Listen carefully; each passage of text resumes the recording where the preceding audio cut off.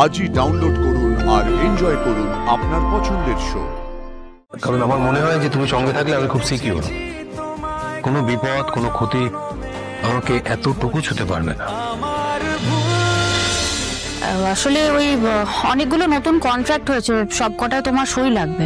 আচ্ছা আমি করে দিচ্ছি, কিন্তু ব্যাপারটা হচ্ছে না না কিছু না, আসলে আমি রাইট হ্যান্ডার তো, আমাকে তো এই ডান হাতেই সাইন করতে হবে, আর এই ডান হাতটা যেন চেপে ধরেছে, যেন নাক পাশের মতো চেপে ধরেছে। আমি ছাড়াতে পারছি না, যত চেষ্টা করতে ছাড়াতে পারছি না, আমি ছাড়াতে পারছি না, নাক পাশ চেপে ধরেছে।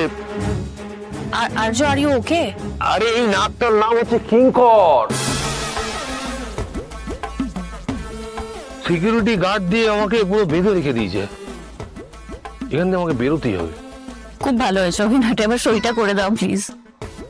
এরকম একটা সিরিয়াস ম্যাটার নিয়ে এরকম সিরিয়াসলি আমাকে তো এই বাদনটা থেকে বেরোতে হবে, এভাবে তো চলতে পারে না।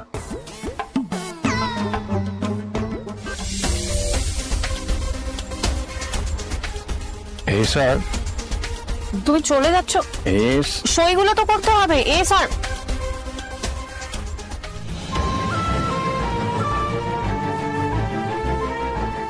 আমি সত্যি জানি না, আমি সত্যি জানি না আমি একে কি করে আটকাবো।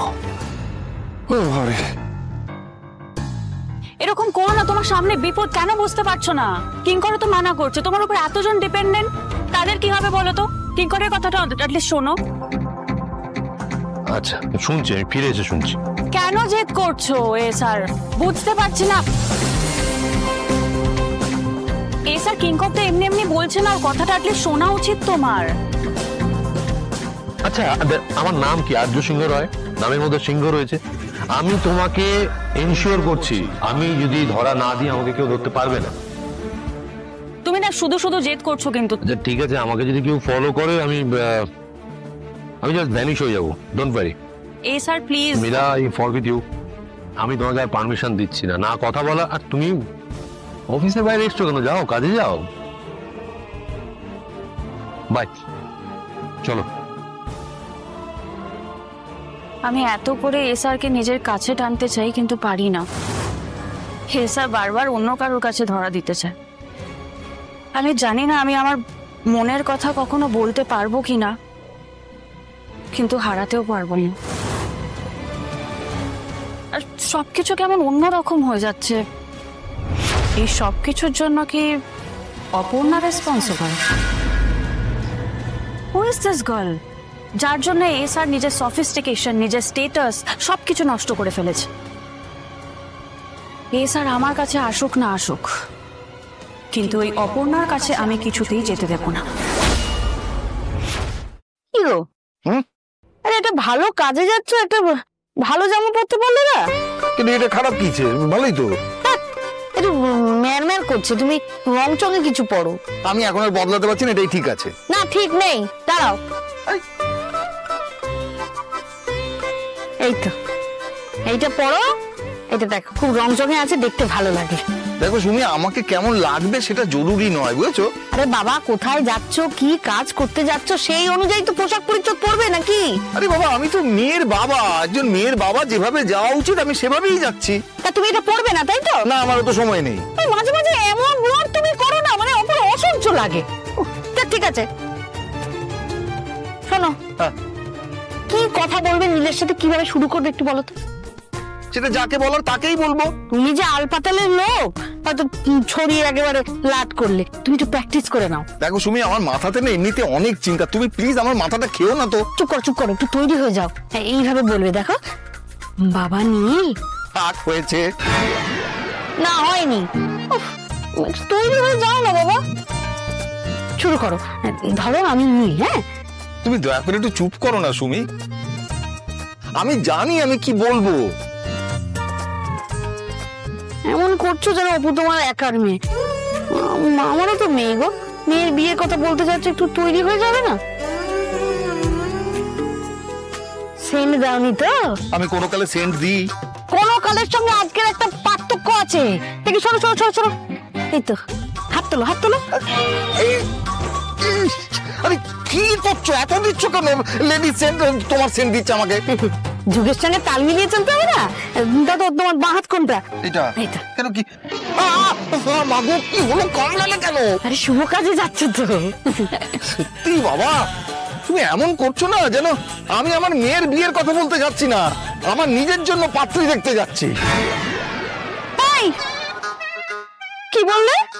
কি বললে তুমি? কোন চোখ না পুরো? আরে কি আশ্চর্য, আমি এমনি বলে মনে মনে তার মানে তোমার এরকম কথা তুমি পুষে রাখো। কোন চোখ তোমার? না, আমি ক্ষমা চাচ্ছি। বললে বলো তো আমাকে। আমার মুখ ফসকে বেরিয়ে গেছে, আমার ঘাড়ে একটাই কথা, আমি কখনো এরকম ভাববো না। এটা মনে রেখো। ঠিক আছে, আমি এখন আসি। এই চো, দুর্গা দুর্গা দুর্গা দুর্গা। আমার মেয়ের বিয়ে আমি নাকি কথা বলবো না, কোন মজা। আর কিছু চাই না বাবা, আমার ফুটার যেন একটা ভালো বিয়ে হয়, ও যেন ভালো থাকে, আমার আর কিচ্ছু চাই না। গাড়িটা এখানে থামালেন কেন? কিডন্যাপ? না না, এইখানে পেছন থেকে হনমায়ার কেউ থাকবে না, তাই। এবার তুমি আমার প্রশ্নের উত্তর দাও তো। কি? আমি যে কিডন্যাপ করেছি সেটা তুমি বুঝলে কি করে? আপনার কি মনে হয় কি করে বুঝলাম? আমার মানে কারণ আমি আপনার ছোঁয়া চিনি। শুধু ছোঁয়া নয়, আপনি আশেপাশে থাকলে সেটা আমি বুঝতে পারি। হাজার হাজার মানুষের মধ্যে থাকলেও আপনাকে আমি ঠিক চিনে নেব। কোরাসের মধ্যেও আপনার গলার স্বর আমি ঠিক খুঁজে নেব। আপনি যেখানেই থাকুন না কেন, আমি আপনাকে সবসময় চিনতে পারবো। আমার ভুল হবে না আপনাকে চিনতে, কোনোদিনও না।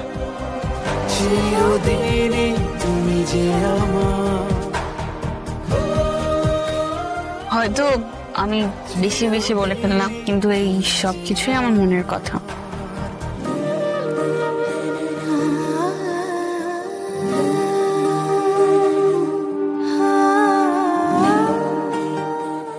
আচ্ছা, আমি যদি আপনাকে একটা জায়গায় নিয়ে যাই, আপনি যাবেন? যাবো, কিন্তু কোথায়? যদি না বলি? না বলার কি বিশেষ কোনো কারণ আছে? ধরুন আমি আপনাকে কিডন্যাপ করেছি। তুমি কিডন্যাপ? না মানে হাসলে হবে না, আপনার কিন্তু কোনো সিকিউরিটি থাকবে না। হ্যাঁ, আজকে আমার সঙ্গে কোনো সিকিউরিটি নেই। নেই? Yes. সত্যি? কারণ আমার মনে হয় যে তুমি সঙ্গে থাকলে আমি খুব সিকিউর। কোনো বিপদ, কোনো ক্ষতি আমাকে এতটুকু ছুতে পারবে না। এই কথাগুলো আমার মুখে খুব বেমানান লাগছে না? না, আমারও তাই মনে হয়। আপনি আমার কাছে থাকলে আমার কিচ্ছু হবে না, আমার একটুও ভয় করে না।